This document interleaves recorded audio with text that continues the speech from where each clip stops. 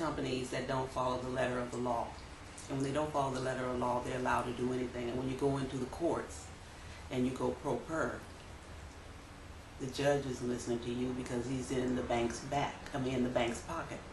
In 2012, I was diagnosed with colon cancer in March and had surgery in May.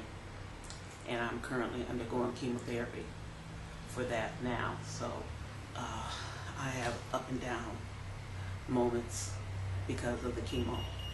And at the end of 2 years, we were told that we would be able to refinance, so the variable loan would never become an issue, but it did become an issue. And they requested documentations, a lot of documentation to be forwarded to them, and a hardship letter, everything. And that went on for, what, a year, a couple years or so. And then when we found that it was taking as long, we entered into a bankruptcy to save the home. But that wasn't fruitful.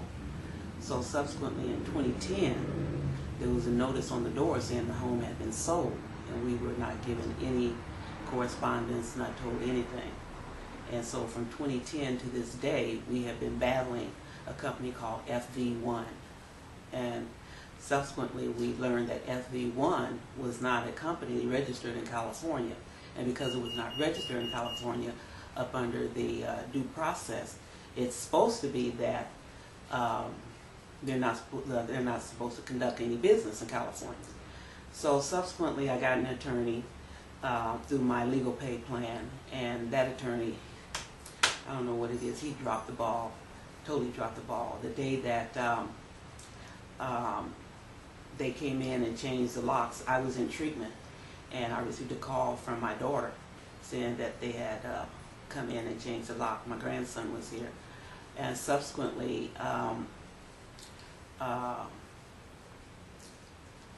called the attorney. The attorney had told me, well, go take repossession of the home, because the next day they were going to be going to court on an ex parte. So he said to call a locksmith and come and take repossession, which is what I did.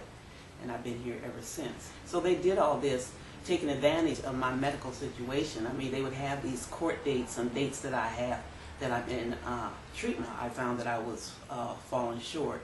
I got an attorney, and the attorney is the one who negotiated the modification. What happened is that when she told me to send the funds in, she gave me the wrong date, and the company sent the money back. The attorney had dropped the ball. He went into court on the wrong day, and we have called, left messages, and he has to this day not returned the call. And this is where I am now. Allowed me just to stay on here until the 5th, and then they would come in and start changing the locks and taking whatever is left here away.